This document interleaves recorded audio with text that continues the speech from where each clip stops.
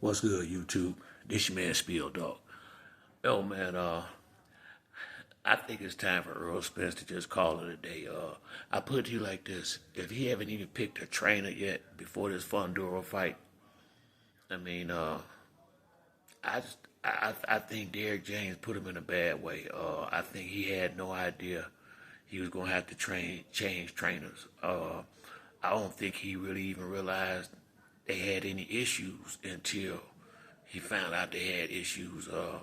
And I really think he got blindsided with it. And, you know, I just think that, like I said, the type of person he seemed to be, unless his father was able to go in there and start training him or something like that, I really didn't see how he was going to be able to get comfortable enough with nobody soon enough to just really get back to his peak level. I think he could fight Fundora damn near just on what he know already. You know, to be honest with you, I think he would just need to be in shape and just have somebody in camp with him competent. But at the same time, your heart still got to be into it. And I'm not so sure how far his heart was into it when it's been a minute. You know, I really believe. You know, that Crawford fight was the final chapter. I felt it that night to some degree. You know, and I put it like this: when he wanted the rematch, and they started talking, you know, and they switched the weight. You know what Bud said, he didn't want to fight at 154. He wanted to fight back at 147. They stopped talking. I don't think it was an issue at that point. I think the issue came when Derrick James put him out the gym, and he found out him and his trainer all of a sudden had an issue that he knew nothing about. You know, and I'm quite sure his advisors, Al Heyman and them, told him that he wasn't obligated to give Derrick no more money. I think it probably just wasn't in the contract, and you know, $2.5 million. That's a lot of money. You know, especially for the work that he put in that particular fight. Let's just be honest. You know, that wasn't his best, Earl or Derrick James' best performance. And now you want the biggest pay of your career. I mean, you know, it blindsided him. You know, I'm not gonna try to say who was right or who was wrong, but I felt like that was the beginning of the end, deep down inside, because I just once I saw they wasn't gonna be able to rectify it, I just didn't see how Earl was gonna go on if you know, without his regular trainer after they've been spent basically his entire professional career together. I knew it was gonna be issues from there. So, and you know, he stayed out the ring too much. Now, you know, if people remember it right, let's just be honest. When when he was at his best, and I'm talking about Errol Spence, he was fighting at least 3 times a year, no less than 2.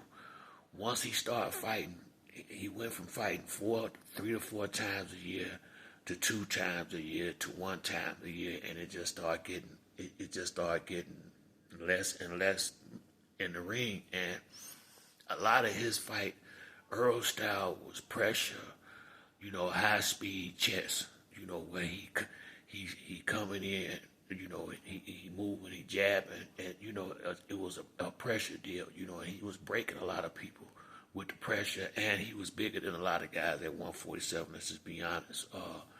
But you know, he was breaking fighters down with his pressure and his jab, and just activity, consistent activity, and consistent hard punches, and it was just breaking dudes down. And I just don't see that same fire in him no more.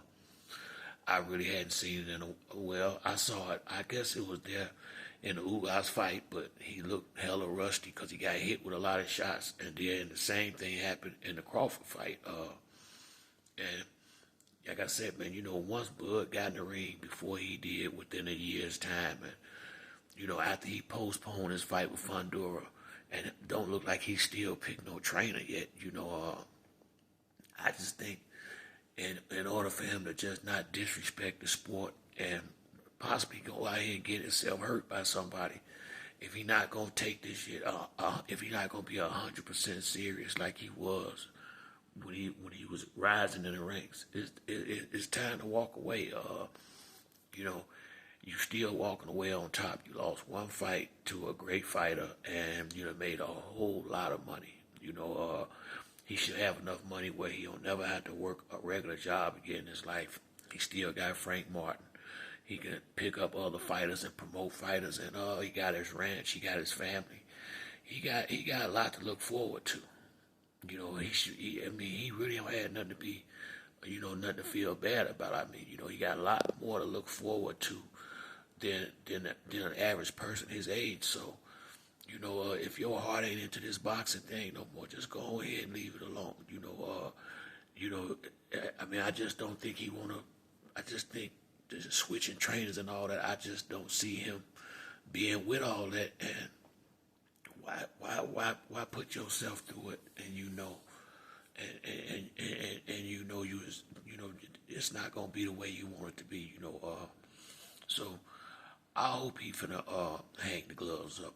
I saw Everything Boxing make a video saying that he think it's close to time for Errol Spence to hang him up. Well, I ain't gonna tell you no lie. Ray Charles can see that. I knew it was close to time when he went in the ring and called out a fighter and don't even have a trainer. So that was just him. I think that was just him reacting to the moment, him at the fight. Everybody wanting to see. He been that man. He been the guy since he been fighting. So, you lost the big fight. You got the big fight you wanted. You lost. Your trainer broke bad on you. It's call it a day. Call it a day. And, sometime a great fighter might come back a year or two later, but don't press. I just hope he don't force himself back out here and go out here and embarrass himself, or go out here and be anything less than 100%. Then it's just best for him to stay, stay on the sideline and promote, and be glad for the career that you had. And I'm happy with the fights he gave us. I wanted him to win the Crawford fight, but the better man won. Simple as that. There ain't no shame in that. Like I say, it'd be worse for him to keep on fighting and his heart ain't into it. And like I say, and he ain't got his team set up like he used to no more. You just gotta know when it's time to stop. So if he do retire, I'm all for it. If he keep fighting, I'm all for it. It's up to him. I'm not betting on him no more. But if he fight, I'm always be in his corner, hoping he win. But I'm hoping he go ahead and call it a day, because I just don't see him being 100% about this no more. But that's it for me on this video. If you like the video, hit the like and subscribe. Till next time, it's your boy Spill Dog. I'm out.